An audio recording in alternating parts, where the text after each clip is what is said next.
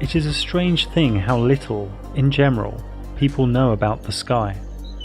It is the part of creation in which nature has done more for the sake of pleasing man, more for the sole and evident purpose of talking to him and teaching him, than in any other of her works, and it is just the part in which we least attend to her.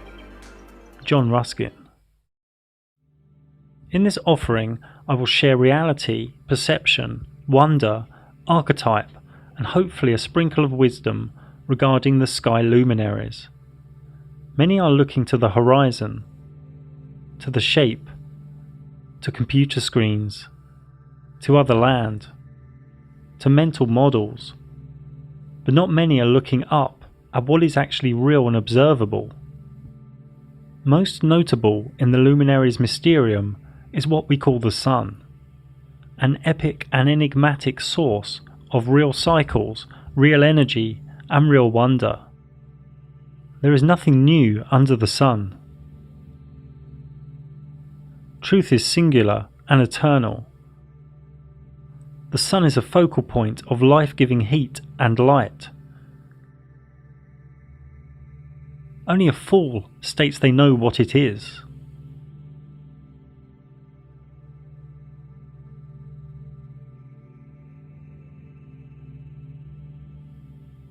The close sun within our realm makes one full westward revolution every 24 hours,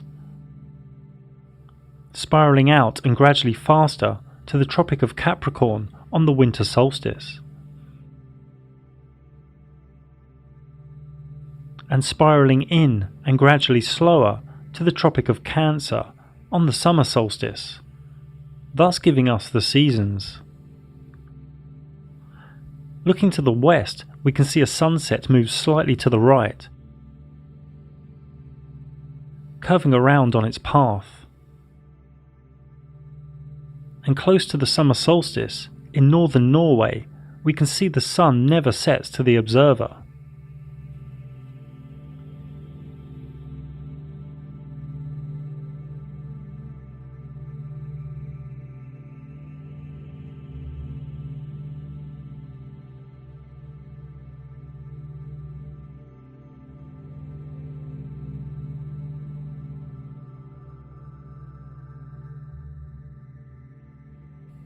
Here is another way to view the summer solstice.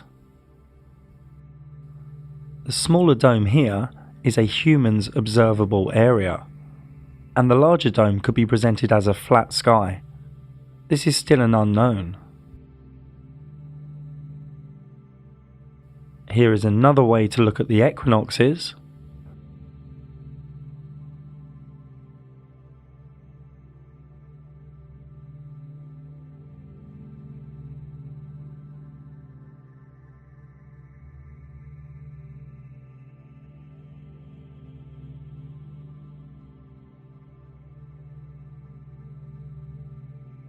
From Tenerife in June, the top is what the human eye observes, and below is what is really going on.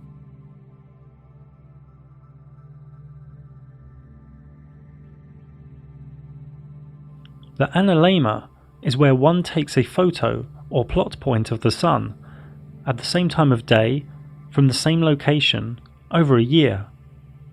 This is from Hong Kong in the Northern Hemisphere, and there is a bigger loop for when the sun is in the Southern Hemisphere, because the sun covers more distance there in its orbit. This clearly shows that the orbit of the sun expands and contracts. It matters not if the analemma is taken from the equator or from the Southern Hemisphere either.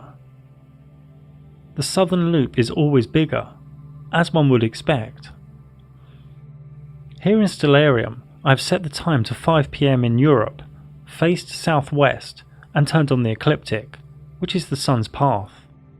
When we keep jumping 24 hours ahead, we can see the sun has completed one orbit each time, and in late May we can see it's getting higher in the sky towards the summer solstice on the 21st of June,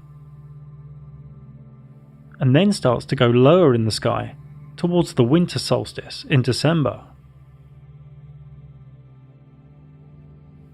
Don't let anyone sell you the 23 hours and 56 minutes a day nonsense.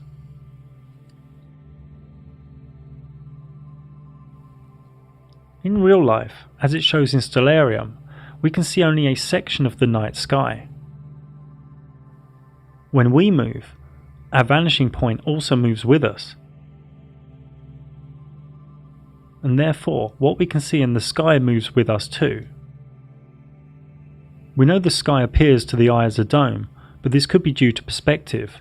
I mean, here it looks like the ground goes up and that the tracks go together, when we know these aren't true. The human eye's vanishing point shows us a visual reality that is not always objective. We simply have not unravelled the flat sky or dome mystery yet. This is all new. This awakening of true cosmology only made a comeback in 2014, the year I also first spoke out about it publicly. In many cases, we need to revel in the mystery and enjoy the mystery. The sun comes into the observer's vanishing point. This is known to most as a sunrise. The sun goes out of the observer's vanishing point. This is known to most as a sunset. If we go up in altitude, the sun comes back into one's field of view as the vanishing point has increased. When the sun sets in Japan, it's at its zenith in Madagascar, and also rising in Florida. Some ballpark trigonometry shows the sun is around 2,000 to 4,000 miles away. Well, that is, if it is an actual thing within the rules of known physics, which it possibly isn't. Now, these sunrises and sunsets often appear as different sizes. This is due to one or more of the following: the observer's position, land contour, sea temperature, atmospheric haze, and atmospheric temperature. So how high is our sun? We have seen evidence of localized hotspots.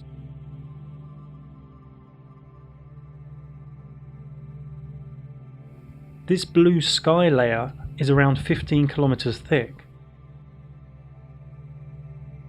Why it's blue, nobody really knows. Some say scattering, some say ionized gases, others say plasma. The truth is, it is also a part of the Luminaries Mysterium. This puppy isn't 93 million miles away. If you believe that, then you've had too much exposure to government scripture. I've even heard rumours that some lovers love each other so much that they have a child, and then they give the child away most of the week to centres that program them with government scripture. But that's all for another time. The sun doesn't have flares, but it does have sunspots. Nobody knows what these are or what creates them. But they do help us prove that the sun above oscillates, which appears to the observer as rotation.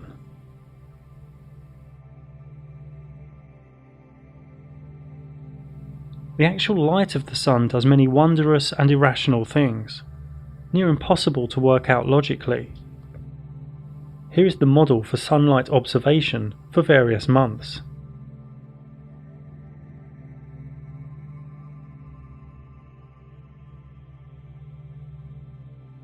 Actual sunlight at any one time is never the same for two different observers. Sunlight has evidence of curve, bend, bulge, mystery, beauty and wonder. The reasons are unknown, and that makes so many uncomfortable.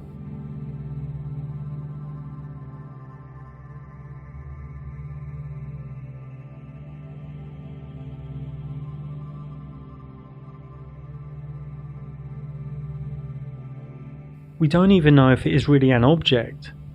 We do know it is a focal point of light and heat. For me, it is probably intelligent consciousness in some way, maybe half in this reality and half in another.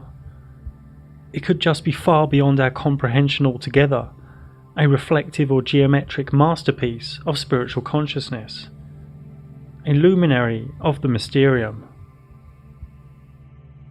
The sun has been worshipped and measured for aeons. The Aztec sunstone calendar marks our present world as the fifth sun to them. The Aztecs saw themselves as the people of the sun, whose divine duty was to sacrifice blood to provide the sun with its nourishment. In India, the Konark Temple of the Sun in Orissa, from at least 2000 BC, has complex and intricate sundials. These 24 wheels use complex and detailed shading and measures a magnitude of different units of time and cycles, mostly from sunlight. All around the world there are symbols for the sun, and temples aligned to the sun, marking the solstice and equinox. Astrologically, the sun represents one's basic personality, ego, and outward vitality. It rules the star constellation of Leo. There are many sun gods all around the world, from Egypt to India, and to the current Jesus archetype in Christianity. Now, much of Christianity is about the sky luminaries, known as astrotheology. Jesus is the Son of God, the sun that travels through the 12 zodiac signs. 12 disciples he travels around with, 12 brothers of Joseph, 12 tribes of Israel. The Last Supper painting by the alchemist Da Vinci shows all the zodiac signs having the Last Supper of the year before the crucifixion of the sun in November. After the kiss of death by Scorpio, Judas. The birth of Jesus on the 25th of December is when the sun rises from its lowest point of the year. The sun is born. Now, these stories you can find in other sun deities that are much older than Jesus. The Roman Emperor Constantine, pretty much the founder of Christianity, was a sun worshipper, even after he gave Christianity to the masses in the early 4th century. He also changed the day of worship from the Sabbath to Sunday. The sun was a big part of the secret recipe for the Hermetic alchemists, for the creation of the Philosopher's Stone. And it sits at the centre of the Cabalistic tree of life. In the Srimad Bhagavatam, it states in 11.22.31, sight, visible form, and the reflected image of the sun within the aperture of the eye all work together to reveal one another. But the original sun standing in the sky is self-manifested. Similarly, the Supreme Soul, the original cause of all entities, who is thus separate from all of them, acts by the illumination of his own transcendental experience.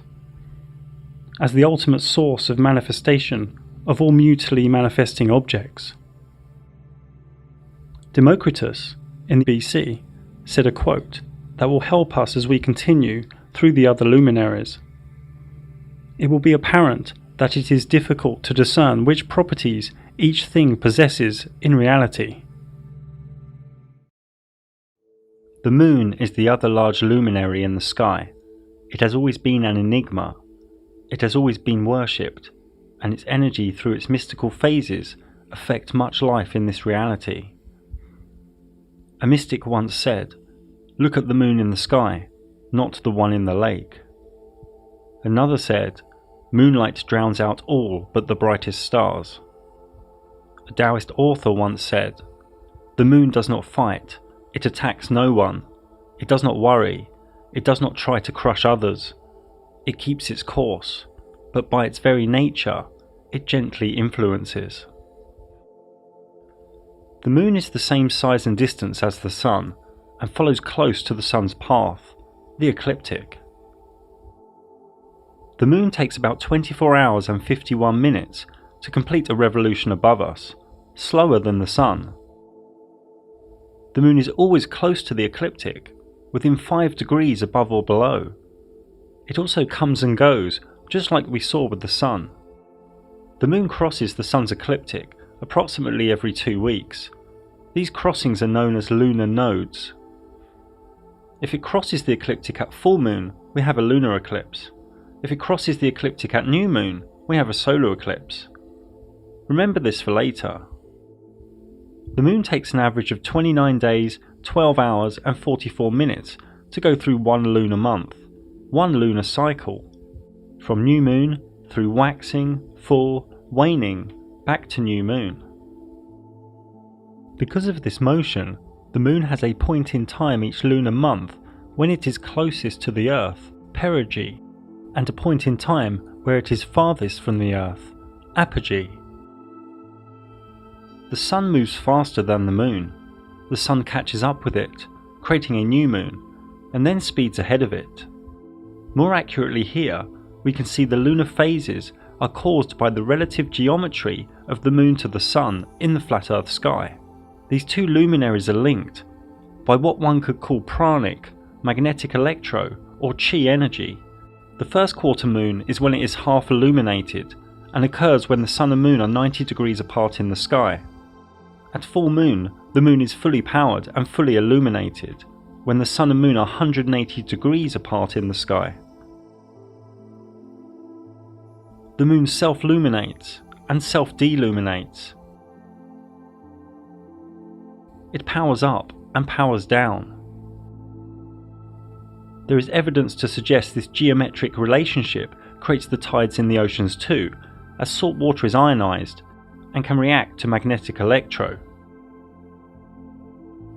Another way of talking about the motion of these luminaries is to say the moon travels 14.5 degrees an hour and the Sun 15 degrees an hour.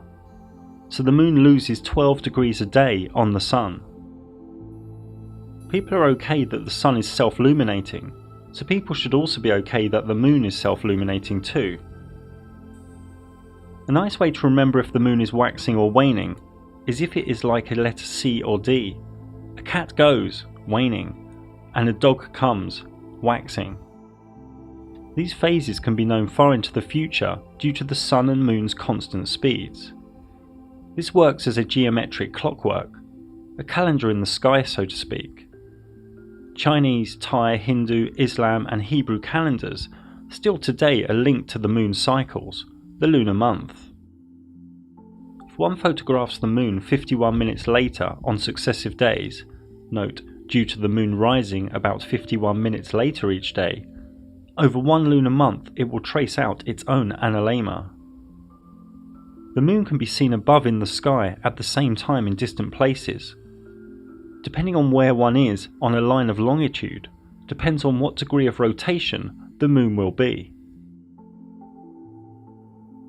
To a stationary observer, the moon also appears to rotate as it moves from east to west in the sky. This is only due to perspective. The moon is not actually rotating. It will appear to rotate one way until it is above one's head, and then the other way. Regardless of location, every human on Earth has only ever seen one face of the moon. Therefore it is rational that it appears to many human subconscious and conscious mind as spherical. In a waning phase, the closer the Sun gets to the moon, the more power, or self-illumination, the moon loses. And when the Sun is very close to the moon, it loses its power, it loses its self-illumination. The moon disappears. Some say we should really see a black silhouette. We don't though, we see nothing, and can pick up nothing with cameras or telescopes. It's just not there.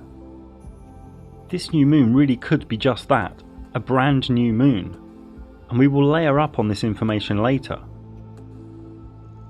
Then a few days after new moon, at the waxing crescent phase, one can see the slither become illuminated, and the moon starts gaining its power again. Even at other times during the lunar cycle, we can very rarely see something appear to go through the moon, and in this footage it is unknown if this is a star, wandering star, or high altitude drone. At other times, the moon appears as though the blue sky is coming through the moon, but the moon is higher than the layer of blue sky. So is the moon semi-transparent here? Is the moon not totally there in these instances? When the moon is half illuminated, is the other half there or not? Again, the Luminaries Mysterium has not given us a clear and rational answer as yet. We don't know. We have to continue to revel in the mystery. We don't know what the moon is.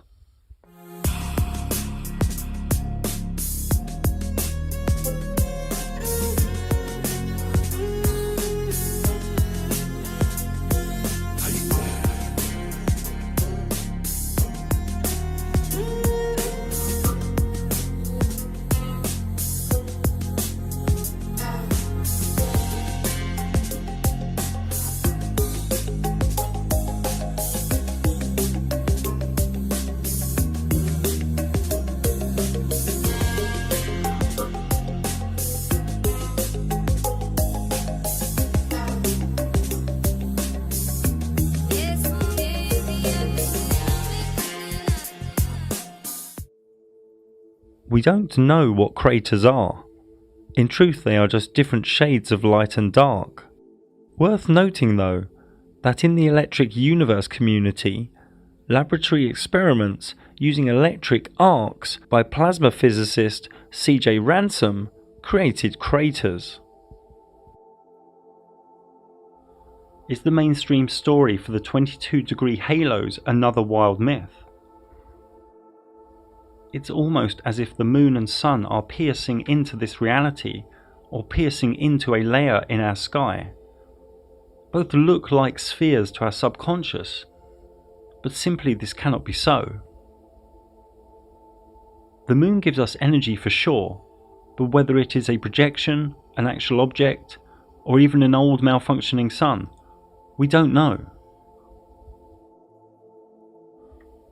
The word eclipse comes from a Greek word meaning abandonment. Quite literally, an eclipse was seen as the sun on a solar eclipse and moon on a lunar eclipse, abandoning Earth. The lunar eclipse is only possible exactly on a full moon, when the sun and moon are directly opposite, and also when the moon is at the crossing point of the ecliptic, at the lunar node, when H1 and H2 in the image are at the same altitude. This is all akin to a super tight and accurate astrological aspect of opposition. Any solar year has a minimum of 4 eclipses, 2 solar and 2 lunar, and it is possible to have up to 6 or 7 eclipses in a single solar year. The moon is full, fully charged, and then it loses power, preparing energy, retracting. Then it sparks, surges, pulses. The moon becomes reddish as it continues its potent energetic link with the sun. A pranic or magnetic electro handshake with the sun. Blinking, flickering. It seems to be a reset of sorts, or more wildly, a malfunction or false kickstart of an old sun trying to recharge itself, and then it regains power. The lunar eclipses are seen where it is night time, and over a massive land space with the same intensity. They last for a few hours, much longer than the minutes of a solar eclipse. The change in colour during a lunar eclipse is seen simultaneously by people in different continents, and because of this, the obstruction theory from old Vedic myth is impossible. The theory that it is obstructed by another celestial body, such as Rahu, Ketu, Shadow Planet, Mount Meru, Black Sun or Lilith, is easily debunked, as it would only be visible in a small location. You see, with this lunar eclipse, any obstructing body would be huge, many times bigger than the moon. The solar eclipse has caused fear and been associated with myth, legend and superstition throughout history. Even today, an eclipse of the sun is considered a bad omen in many cultures. Esoterically and astrologically, I would say never make a big life decision near or on an eclipse, only unless you really know what you are doing with bringing the energy down and harnessing it. Predicting eclipses has been going on for millennia too, as early as 600 BC by Thales. Saros astrology can predict eclipses, and this goes back to Chaldean and Babylonian astronomers. A solar eclipse is only possible exactly on a new moon, when the sun and moon are directly together, and also when the moon is at the crossing point of the ecliptic, at the lunar node, when H1 and H2 in the image are at the same altitude. This is all akin to a super tight and accurate astrological aspect of conjunction. Now, many strange humans think there is 93 million miles between these two luminaries, and one is 400 times bigger. This is where the moon is. It cannot be anywhere else. But as we saw earlier, the moon is transparent, stroke disappeared, at this time. We believe the moon is passing over the sun. It should be. But looking at these filtered images, nothing is there. It matters not what one does with telescope or imagery software, one cannot find a trace of the moon. It is as though the sun eats itself. It's really important you understand the moon is not there. Then you might wake up to the magic and mysticism of this realm we are in. Totality during a full solar eclipse can only be seen from a very small area on Earth. This area is usually about 100 miles or 160 kilometers wide, and about 10,000 miles or 16,000 kilometers long. Areas outside this track may be able to see a partial eclipse of the sun. This thin strip is pure flat Earth truth, as a shadow is never smaller than the object casting it. Many think the Vedic dark luminary of Rahu covers the sun. Rahu, the god of darkness, the black sun, the shadow planet. This cannot be true, as the total solar eclipse lasts for only a few minutes at any given place. Objectively, all we know is the sun appears to eat itself due to the pranic handshake. A resetting, a new sun cycle, a refreshed sun. The Vedic myths of Rahu and Ketu are simply archetypes of the lunar nodes, and their myths are spoke of at length in my free moon ebook. There are three types of solar eclipse: partial, annular, and total. The difference between a total and annular eclipse helps to confirm that the moon moves closer and farther from us, perigee and apogee. I wrote a thesis in the moon book about whether the moon could be an old malfunctioning sun. Let go of old notions and listen to the logic. The moon is the same size and altitude as the sun. The moon travels in almost the same trajectory as the sun. The moon is a little slower than the sun. The moon's power and charge is directly linked by its geometry to the sun. Both affect plants and animals, and all life on Earth. Both have evidence of being magnetic electro in their nature. There are many ancient myths as to which sun we are in.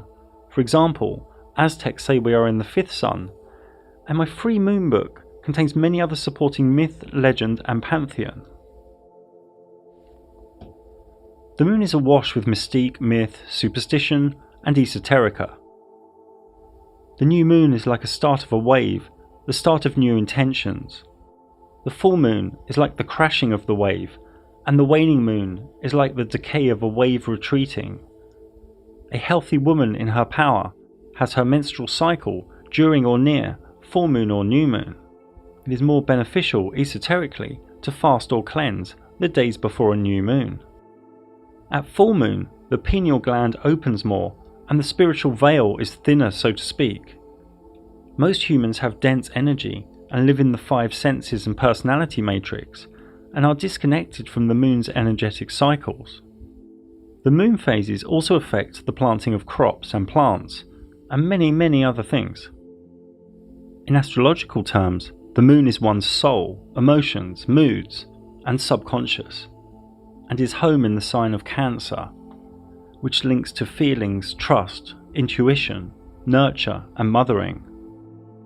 The moon has over 100 deities from all around the world, dating back millennia.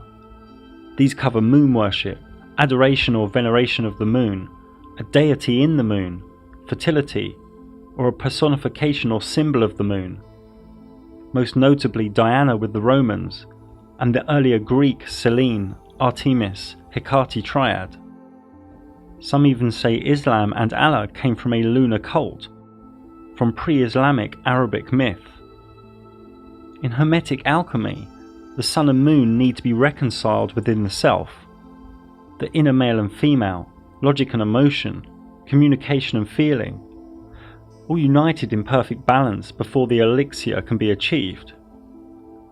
The moon is the violet ninth Sephiroth in Kabbalah, and is linked to initiation and many other things. In ancient Arabia, the moon's path through the 12 zodiac signs over a lunar year was split into 28 lunar mansions. with each one ruled by a spirit that could be invoked. Talismans and amulets were used within this system too. No matter which mansion, benevolent magic was done on waxing moon and malevolent during waning. This system was popular in the Renaissance period in Europe, and one can still find it in use to this very day.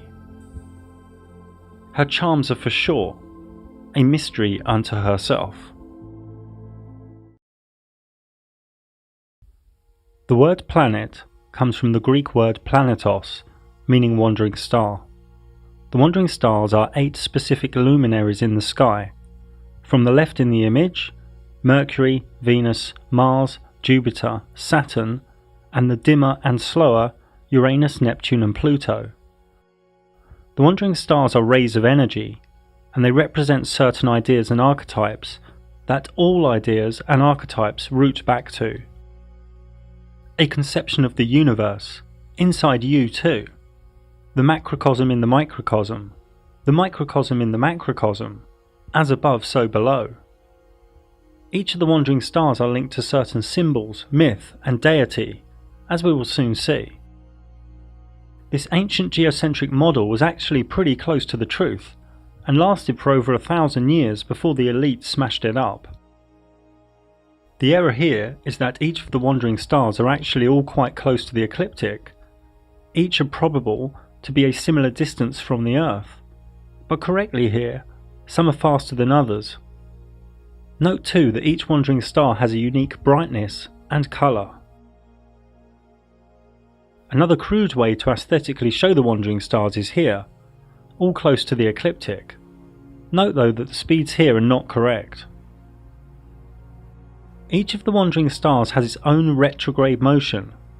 Retrograde is a term used to describe the phenomenon of each wandering star stopping and then reversing direction in the flat Earth sky, before continuing forwards again. A famous aesthetic depiction of the wandering stars was from the model from Ptolemy, who died in 160 AD. His model, mocked today by the masses, was actually quite close to what is. This model is close, but each wandering star is actually close to the ecliptic, less of a distance between them. Therefore these bigger circles and orbits and gaps are not correct. Also, it is not certain if the retrograde motions are doing a loop in altitude, or simply going into retrograde at the same altitude. I cannot repeat enough that each wandering star has a unique motion stroke cycle that is independent from all other sky luminaries. These motions, no matter how they are depicted, always present harmonic geometry. We will go into this a little more later. One could do hours on each of the wandering stars. I aim to share a few minutes regarding each of their motions, characteristics and archetypal energy, the core force of prana from each. Mercury comes from the Latin of miércoles. It has an English translation meaning Wednesday. Mercury rules Wednesdays.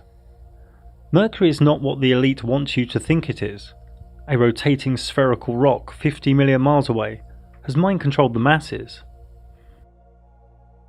The adjectives that come to my mind are divine, geometric, fractal, interdimensional and conscious. Mercury always travels close to the Sun, and due to this it is the most difficult to see with the naked eye. Here I've turned off sunlight stroke daylight so we can move forward 24 hours a click and see its motion forwards, retrograde, then back to the same point again. Its repeating cycle taking 88 days to complete. If we look at any astrological chart depiction, all luminaries revolve around the flat Earth in the middle, all close together at the ecliptic. The Moon may be appearing to move quickly here, but it's actually going slower than the Sun, so it falls behind every 24 hours. Mercury stays close to the Sun, passing it, then retrograding behind it. Does Mercury orbit the Sun? Is this a loop, like Ptolemy thought? We don't really know for sure, but it is probable at least sometimes due to Mercury sometimes not passing behind the Sun, but passing in front of the Sun, 13 or 14 times per century, known as the Mercury transit. Now one needs special filters to witness this, and it helps prove just how small the wandering stars are. The next Mercury transit is in November 2019, then in 2032. This event lasts about 6 hours or so. So usually Mercury passes behind the Sun, or does it do something similar to the Moon and disappear when close to the Sun? Who's to say it hasn't disappeared when in front, and the black circle is due to some magnetic electro or pranic handshake, akin to a solar eclipse? It is said that Mercury has phases, just like the Moon, a long 88-day cycle to complete the phases. This graphic is crude. I'm again not saying it loops, and this could be drawn as a straight line or an ellipse or a circle, but it shows, like the Moon, the side closest to the Sun is self-luminated. That the 26% phase on the left is bigger than the 51% phase next to it. If these images are trustworthy, this would suggest a looping higher in altitude during retrograde. Mercury astrologically signifies mind, learning, communication, thoughts, logic, reason and knowledge. It rules the constellation of Virgo, Earth, the energy of intellectualism, rationale and practicality, the orderly and helpful ray of service that overconforms. It also rules the constellation of Gemini, Air, the energy of information, intelligence, change, talking, being social, spontaneous, fickleness and indecision. Mercury retrograde is feared more than other retrogrades of other wandering stars. In retrograde, the power and force of the ray of energy is weakened. It's gone back on itself. In Mercury retrograde, electrics can play up, communication and contracts can be delayed or have misunderstandings. It's a time to back up, re-look at things, and not to start big new projects, sign new contracts, or to buy new electrical goods, properties or vehicles. The most notable deities and archetypes linked to Mercury were the Roman god of wealth, word and commerce.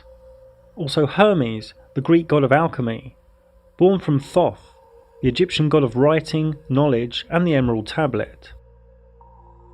In Kabbalah it is the 8th Sephiroth, and linked to many other things. Venus is from the Latin word Viernes, meaning Friday. Venus is far from what your local gatekeeper school science teacher thinks.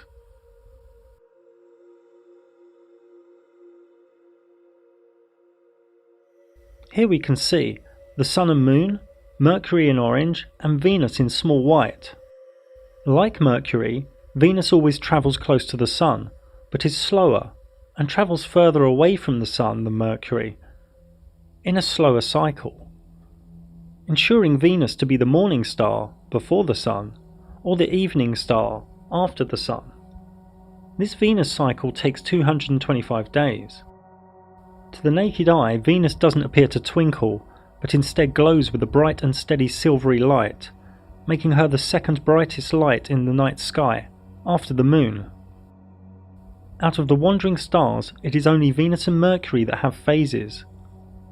So Venus also appears to get smaller and bigger. So again, it either has an apogee and perigee, or it simply gets smaller and bigger where it is, at the same altitude. Here we can see some esoteric labels for Venus' different phases, known as its underworld cycle. Its descent from the evening star to its birth as the morning star. Again, this doesn't have to be drawn as a loop or orbit of the Sun. It could be a straight line.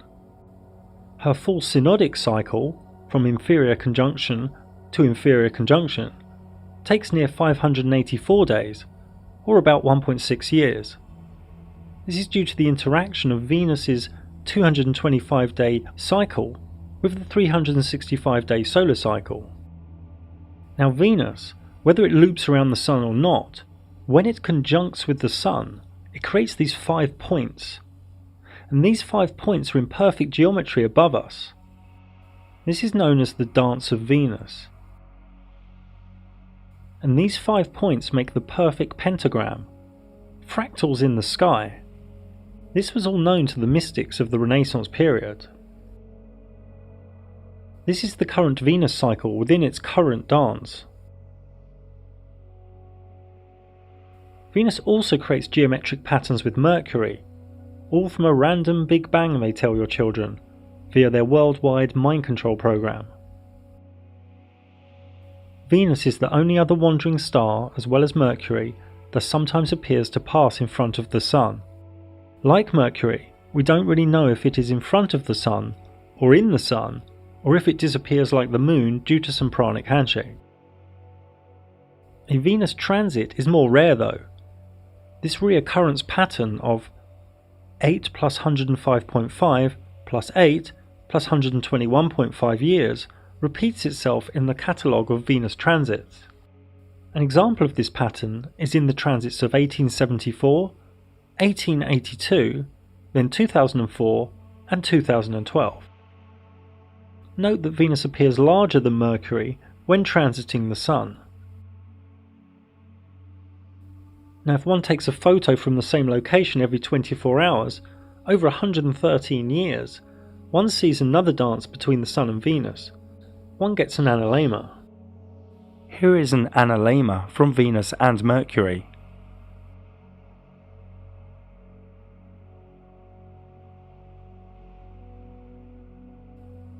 It can be argued that both orbit the Sun.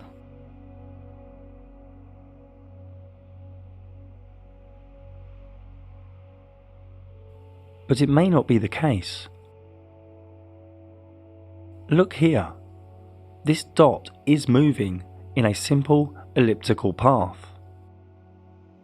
But if other dots are added, it appears to now go vertical. Vertical up and down, but side to side. It is only elliptical when presented alone, so don't jump to conclusions with Venus and Mercury. Venus astrologically signifies aesthetic beauty, romance, courting, relationship dynamics, gentle harmony, grace, and the sensual feminine. It rules the constellation of Libra, air, the energy of balance, harmony, the lover, analysis, and strong mind. It also rules the constellation of Taurus, earth, the energy of nature, luxury, possessions, and grounded endurance. Venus retrograde is not really the time to start new big relationships or to get married. Linked deity and archetype include Isis, Aphrodite, Cleopatra, and the Roman goddess Venus. In Kabbalah, it is the 7th Sephiroth. And this tree of life is many things, including a meditative glyph and a table of classification, where every myth, herb, gemstone, scent, and deity ever known will find its rightful place upon the tree. In a Sephiroth, or in one of the 22 paths. The old Mayan Dresden Codex was all about accurately measuring Venus cycles, and on the last page depicted a cataclysmic flood. Mars, Saturn and Jupiter are less complex. They simply move around the ecliptic with no care for the Sun or any other luminaries. They each sometimes go retrograde too, but no phases and no transits. Luminaries in the sky, simply doing their own thing. They say Mars has 2 moons, Jupiter 64, Saturn 62, but there is no evidence these are moons. We can just see a few small luminaries in the sky that hang out with a bigger luminary. There is also no evidence of any rings at Saturn.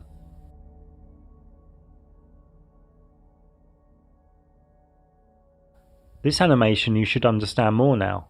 Venus, Mars, Saturn and Jupiter have been added, and are moving 72 hours a click. Mars takes 687 days to complete its cycle. Jupiter takes 12 years, and Saturn takes 29 years. If you don't understand this animation fully, don't worry, we will layer up more later. Again, due to their retrograde motions, many geometric patterns can be found between these wandering stars. Mars rules Scorpio and Aries, and is the energy of the daring warrior, strength, action, destruction, the male principle. It's linked to gods of war. Jupiter rules Sagittarius and Pisces. It is the energy of expansion, journeys, faith, wealth, mercy and fortune, and is linked to deities of justice and kings. Saturn rules Capricorn and Aquarius. It is the energy of restriction, limiting, discipline, solitude, structure. It is linked to deities that reap. Many people freak out due to the archetype of Saturn that eats children.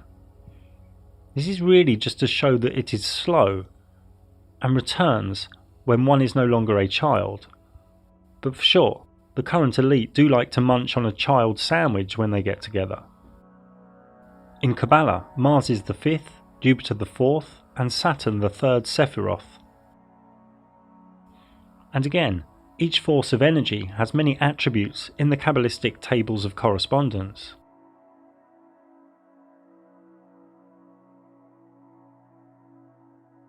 I'm old school and don't really care too much for Uranus, Neptune or Pluto. They are so dim and slow, and they were only discovered in recent centuries. They say Uranus has 27 moons, Neptune 13 and Pluto 5. Again, just tiny lights in the sky that hang out. These 3 generational forces simply move around the ecliptic super slow. Uranus takes 87 years, Neptune 165 years, and Pluto 248 years to get back to the same place, on the ecliptic. To complete their cycle, to get back to the same place on the ecliptic.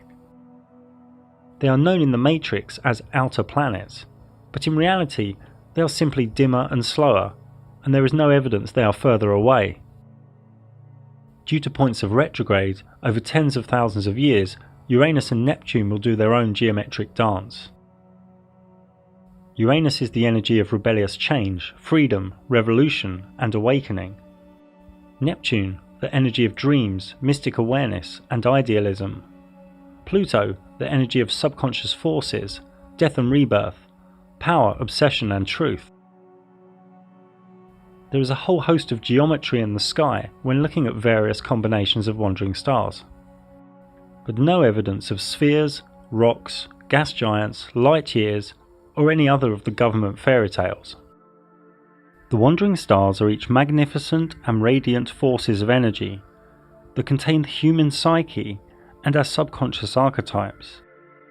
The wandering stars have many tables of classification and attributes.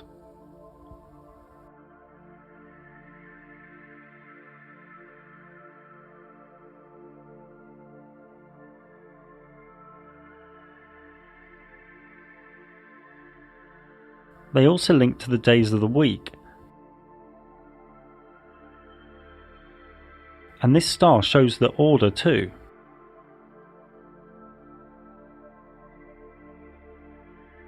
Now, in the time of alchemy, Greek mystics, and then the Renaissance period, many mystics created art of what is known as the celestial spheres.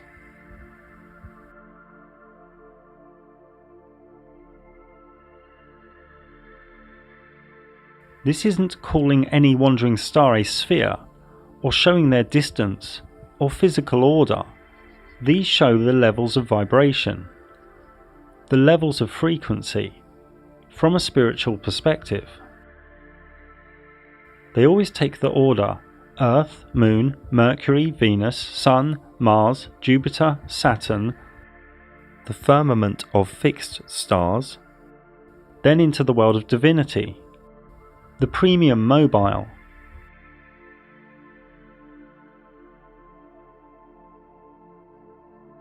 paradise, infinity. Many allude to the idea a council of gods reside here, each from one of the celestial spheres, each of the wandering stars. Through the celestial spheres, into heaven. Even Dante alluded to this in his cosmology, as did Robert Flood.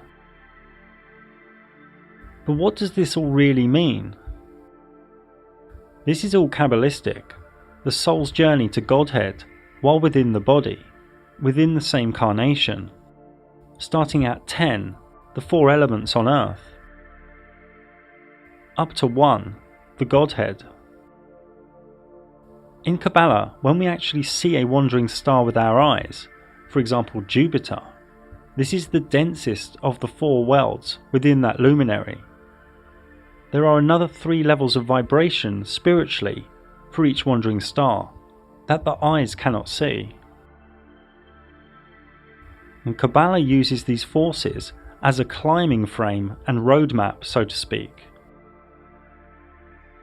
Many of you have fear of this information and call it bad, but Kabbalah and rays of energy in this realm are neither good or bad, they just are. The key is really the individual's own level of purity. I go into this much more in a book I wrote over 10 years ago now. Now, Cornelius Agrippa was a German theologian and Christian mystic. He wrote the Arbitell in the early 1500s. In his system, he created a clean and divine way, using the correct day and planetary hour, of having commune with the God force from each of the celestial spheres, from each of the 7 sacred wandering stars, also known as the Olympic spirits from ancient Greece. These are like the one thing on a lower arc. They are fragmented aspects of its power. The Arbitell tells us that Olympic spirits, well, gods that rule the wandering stars, inhabit the firmament, which was the air and regions of space that held the stars together. The job of these gods is to declare destinies so far forth as God allows them. The gig here is not to worship the Olympic spirits, but to balance them in oneself and then move on to attain a unity with the God who expresses itself through these 7 rays. In the great book Corpus Hermeticum, it states in the book of the Sacred Sermon, "And the gods were seen in their ideas of the stars, with all their signs, and the stars were numbered, with gods in them."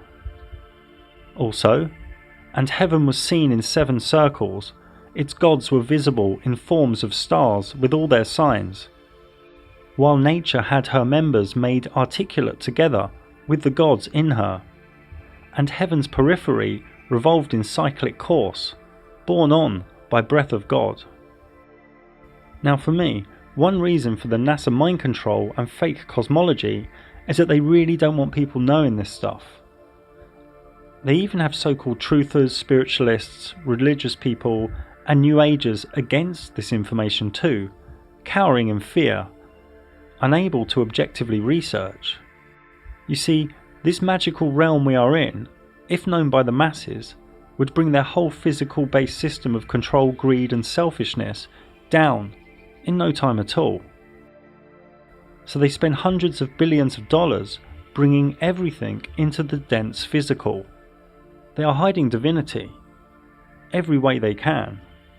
You see, people walk past a statue of Michael or Mary, no problem. People put a priest between them and God, no problem. But talk about the gods within the celestial spheres, the Olympic spirits, and people freak out. The levels of conditioning are far beyond what is rational. And where do you think the Olympic rings came from?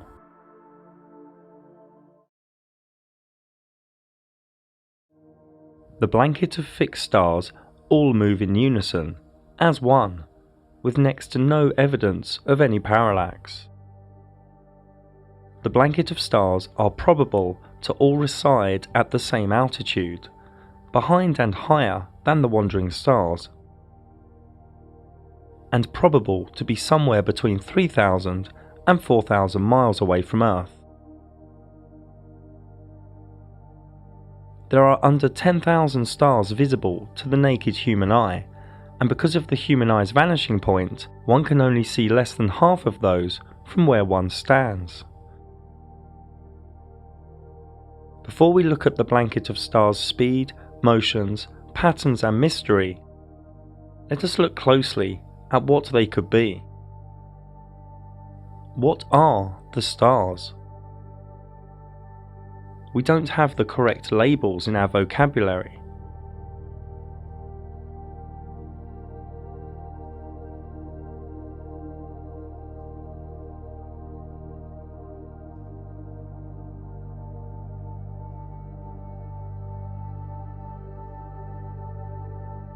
The words that arise for me are geometric, intelligent, fractal, divine, holographic, interdimensional.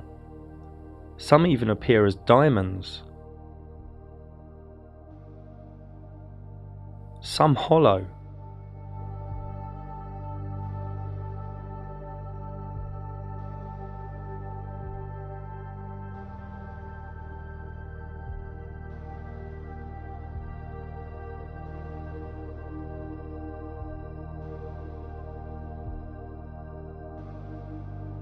Is water involved?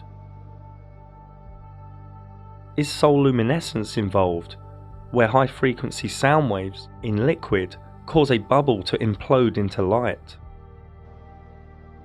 Are cymatics involved?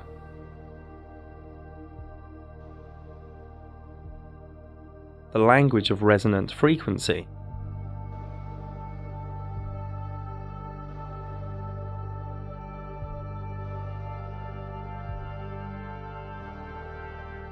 Some even think stars in this reality are technical and related to these metal balls that are said to fall to Earth. If one zooms past a star and then increases the brightness, it can appear to the eye like the star is indented into the firmament. This is 160 times zoom, at sunset, with clear visibility. We just don't know. The Luminaries Mysterium cloaks its secrets from us.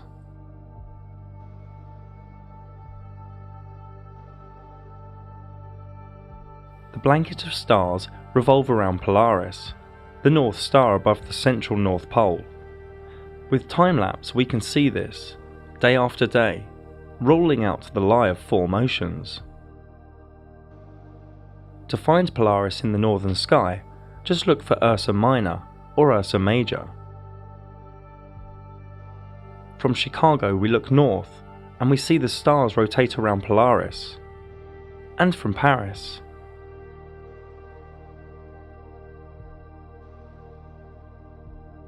And from near Japan.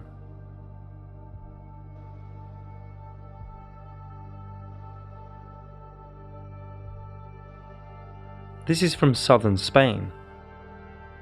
The stars complete one cycle, stroke one revolution, every 23 hours, 56 minutes and 4 seconds, making them a little faster than the Sun, with the Moon being the slowest of the three. Here is a macro way to present these northern star trails.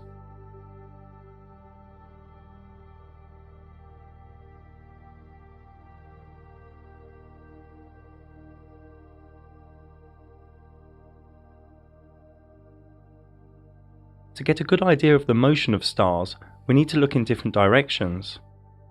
Here is from Arizona, in southern USA, looking west,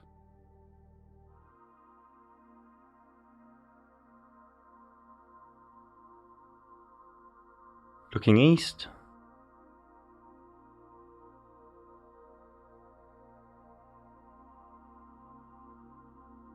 looking north,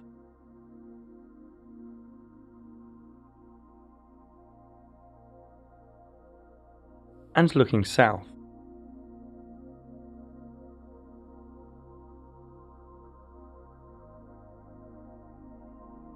There is a ring of 12 star constellations behind the ecliptic, known as the signs of the zodiac. This is the same even if one is in Chicago, North Mexico,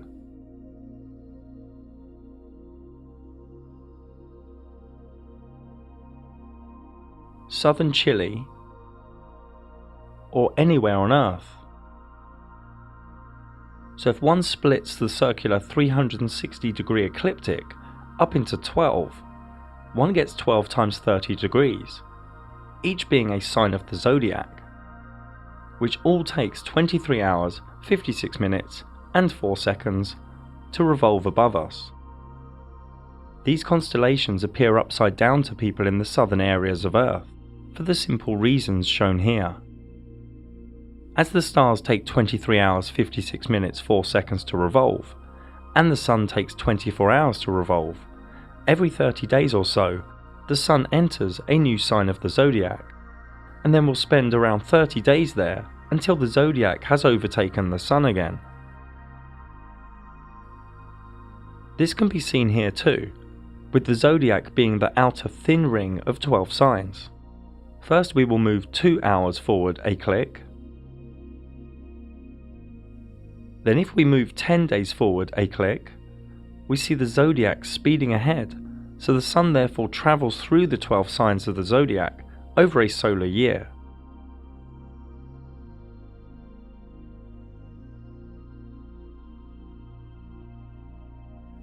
Due to us knowing all of the main speeds in the sky now, here is the approximate time each luminary spends within each of the 12 signs of the zodiac. We will come back to the zodiac again soon. Many naturally think, whether under a dome or a flat sky, that all the stars move in unison the same way, but this isn't so.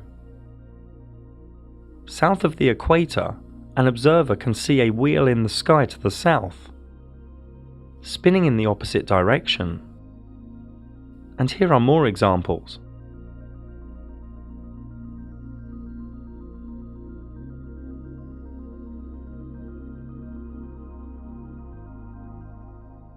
So to get our bearings, let's look from one location. New South Wales in Australia. Looking west,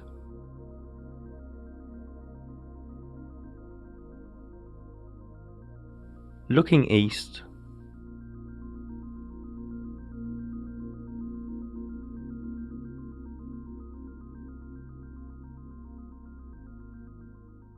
looking north, where Polaris is too far away from the observer's vanishing point, and looking south.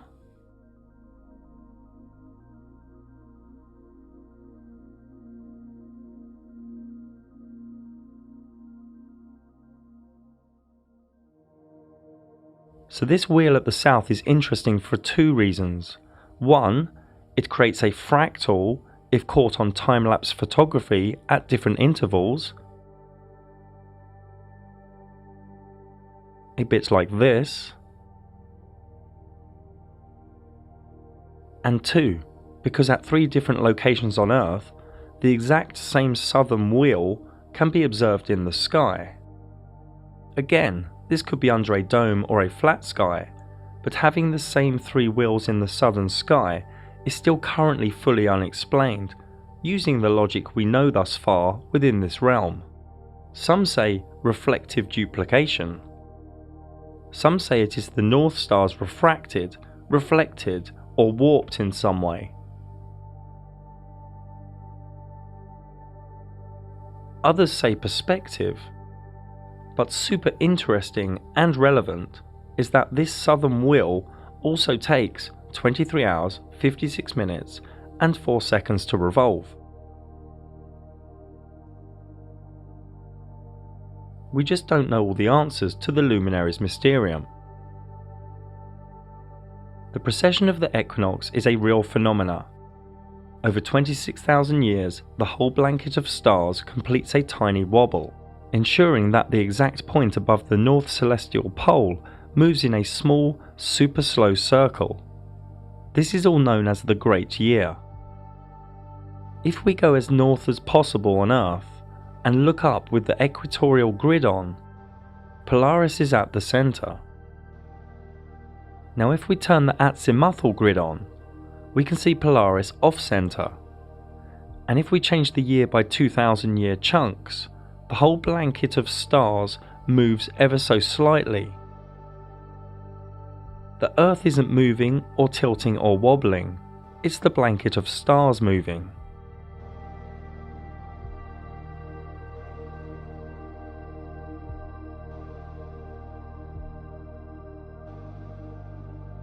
This movement in the sky is very slow, 1 degree every 72 years, so 360 degrees, a full revolution, every 26,000 years. The motion of the stars is like this. The zodiac signs move in one direction on the ecliptic, but the wobble is in reverse, hence the words procession of the equinox. So recently, from the age of Taurus, through to Aries, through to the current age of Pisces, and soon into the age of Aquarius. On every spring equinox, the sunrise to the east has the current age behind it, and we are coming out of Pisces into Aquarius. And due to the 1 degree wobble every 72 years, every 2,160 years or so, humanity enters a new age. Here is the equinox sunrise for the year 4178, deep into the age of Aquarius. So the sun goes slowly through all 12 signs in reverse on the spring equinoxes, before completing the great year, the precession of the equinox. This new age of Aquarius is arriving within the next 200 years or so. Aquarius is open-minded, inventive, intellectual, reformative, and adventurous. It is also unpredictable, defiant, unemotional, and rebellious. It focuses more on the group than the singular. The current system in illusory Pisces is already in its dying days before this new age ushers in. Moving on, the astrolabe is a beautiful and intelligent device, and can be traced back to around 200 BC. It has many uses, such as the sun's path and the time of day. It's made up of 4 plates and a ruler, and together each part has specific uses for measuring, observing, and calculating.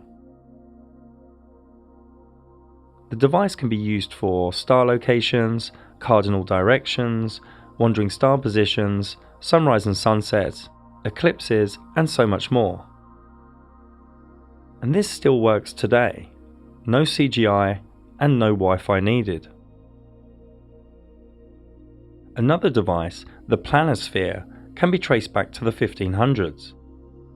This can display the visible stars in the sky for any time and date. And this still works as was designed. No 5G required. Both the astrolabe and the planisphere were totally designed within and for the Flat Earth Luminaries Mysterium. The zodiac is a wealth of energy, wisdom, archetype, and meaning. Nobody knows who first grouped the 12 constellations on the ecliptic, but it is ancient, received from a higher state of consciousness, pre-flood for sure.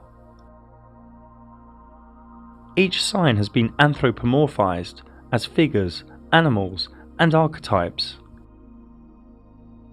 Each sign has been studied and wondered over by mystics, astrologers, healers, and artists. The zodiac splits up the 12 months, 4 seasons, solstices, and equinoxes. Each star in the sky gives us energy, and why would you not believe that? The luminaries of the sun, moon, and wandering stars give us energy, and each star also gives us energy. Therefore, groups and clusters of stars also give us energy as collectives. Each sign has its own energy signature, its own archetypes. The sign motivates any wandering star within it, and asks the wandering star what is it seeking. Each zodiac sign is within one of 4 elements, one of 3 quadruplicities, and also a gender. As we already know, the wandering stars travel through the signs at different speeds and durations, and each sign has a ruling wandering star, and also a wandering star that when within it is in its exaltation, detriment, or fall.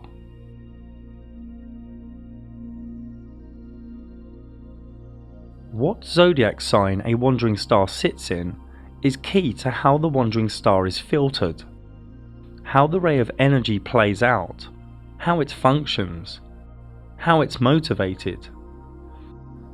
And each combination of wandering star and sign is vastly different. You should understand most of these symbols now.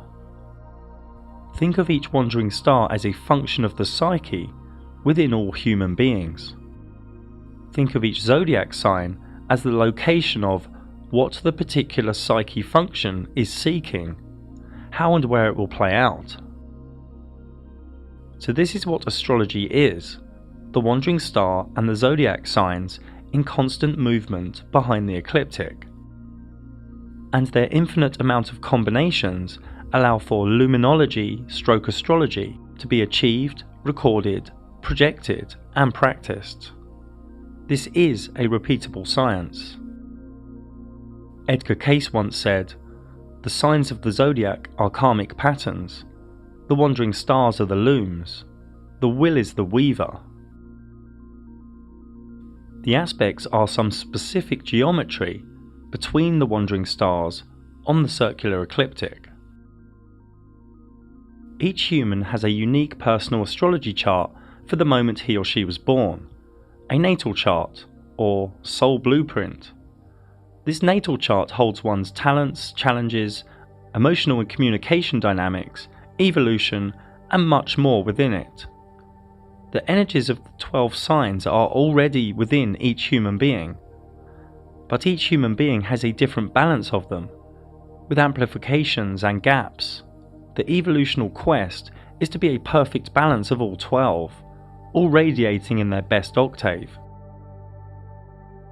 Remember, all 12 signs and all the wandering stars each have a specific energy. When an energy is too amplified or overpowered, it spills into shadow traits. Each of the energies can also be latent, weak, or underpowered in one's chart. The natal chart really yields gnosis on the self. Each day, the different permutations of geometric aspects in the sky and the combinations of energies in the sky all create flux in this reality.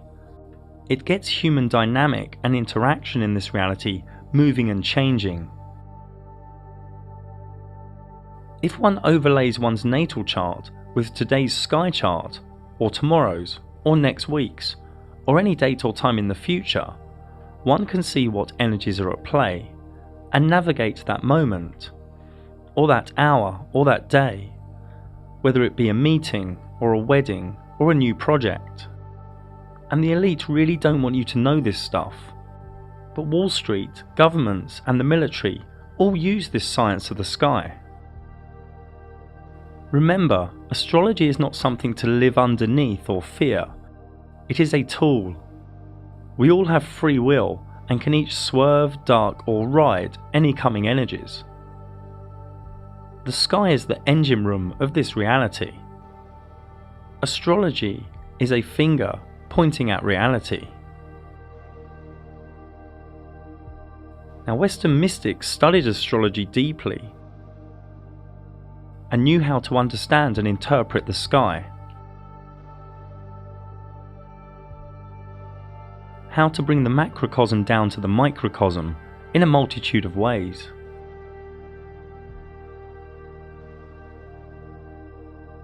Many self-initiatic mystery schools had an experience where, in a vivid dream or altered state, all the stars would fall into the person at once, and the initiate would wake up with a jolt, at a higher vibration, changed. You may think this is folly, but this is real. The zodiac signs are also related to the tarot, the major arcana.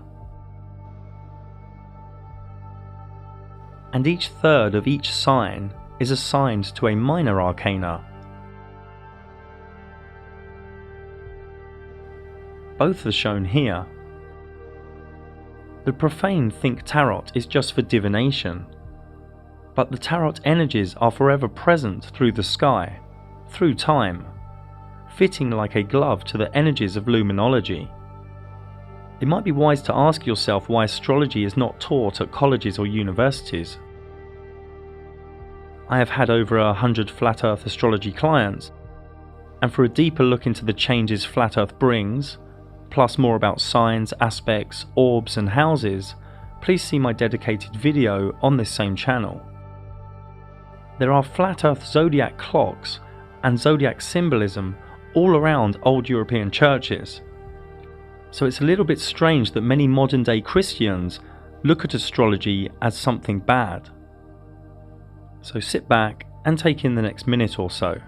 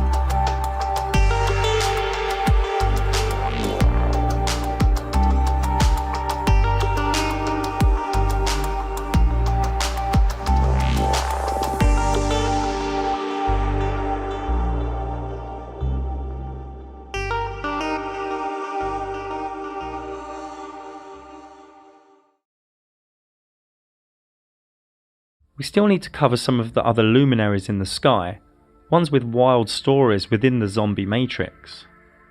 The idea of galaxies is deranged, just a luminary of cloudiness in the sky. This is what they call Andromeda. The idea of a black hole is idiotic, just a luminary that pulses in the sky. The idea of nebulas is demented, just shaped light in the sky. The elite tell you it is an interstellar cloud of dust, hydrogen, helium and other ionized gases, that the Orion Nebula is 1,300 light years away and 12 light years in radius. I mean, tell a tall story or what? I mean, this elite are smart, but also very psychotic. This is the Heart and Soul Nebula. A comet is simply a cyclic luminary in the sky with its own cyclic path, with no care for the ecliptic.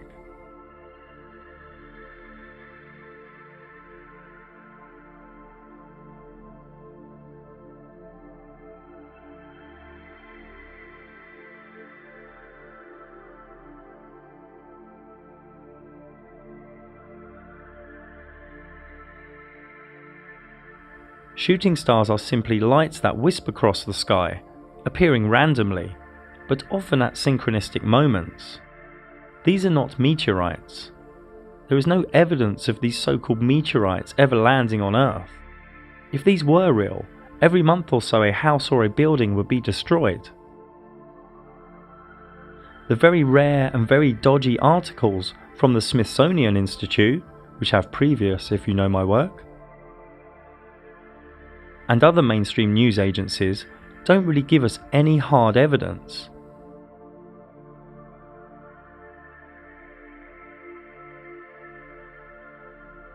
These scorched rocks do exist though, but obviously they do not come from the fairy tale that is outer space. This is supposed to be the biggest meteorite on Earth. No crater nearby, no witnesses. Now, to diverse just a little bit, giant craters probably were created from sinkholes or from some ancient technology.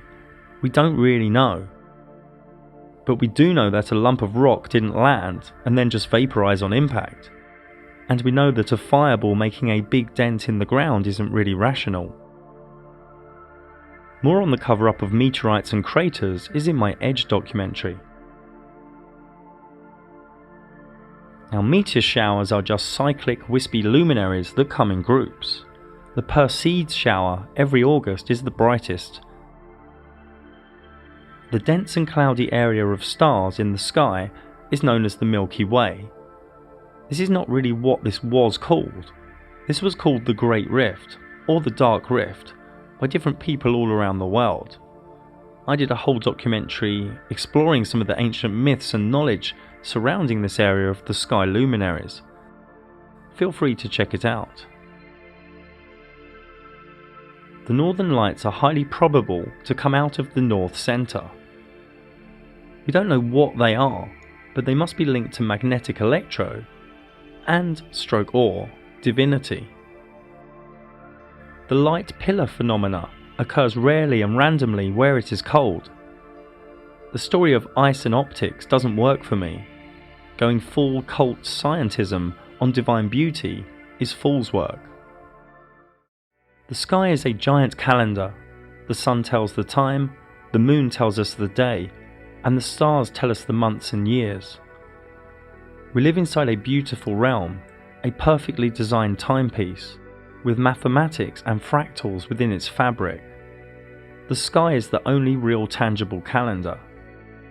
What else is there to live by? The toxic Gregorian calendar the Catholics fed you? Dates your boss tells you? Days of celebration your governments tell you? Or is it wiser to live by the energies and events in the sky, the dance of the luminaries, the art of astrology, which is happening above your head, and you don't give it a moment's thought because you've been conditioned not to care or wonder or contemplate? This realm is divine. It is created by higher consciousness, a higher power. The luminaries' dance of geometry allows the one thing to weave energy into this dimension through rays of energy. A subtle and gentle communication to our minds and souls, forever changing the permutations, creating a foundation of flux for this realm we are in. A realm of divine fractals hidden from our consciousness. So beautiful, yet so subtle. The elite hide the truth of the luminaries as they are trying to limit the whole human experience to the physical. The physical is only a base, it's not the real thing. They want you pushed into the Sephiroth of Malkut, as a materialistic conforming drone. But we are both visible and invisible. We need to honour the totality, not just what we can touch. Da Vinci said, there are three types of people, those who see when shown, and those that don't see. And one starts to see only when one starts deprogramming. And it's not an easy ride, but it does get easier. This is the work of the modern day warriors, deprogramming. We don't know our cosmology, but we do know we are in a magical realm of divinity. Are you just coming from the mind to know the sky, Or are you reveling in the energies and the invisible wonders of the Luminaries Mysterium? The Luminaries Mysterium is a key out of the Matrix, out of the cult-like scientism religion, but you have to embrace the sky's truth. Love the sky, a beautiful gift from our Creator. Many of you are trying to rationalize a divine mysterium, and one's life here is full of questions, but only fools are full of answers. Srimad Bhagavatam 2.637. And because all of us are bewildered by the illusory external energy of the Supreme Lord, we can see only this manifested cosmos according to our individual ability. Corpus Hermeticum, the secret sermon on the mountain. For I will sing the praise of him who founded all, who fixed the earth and hung up heaven.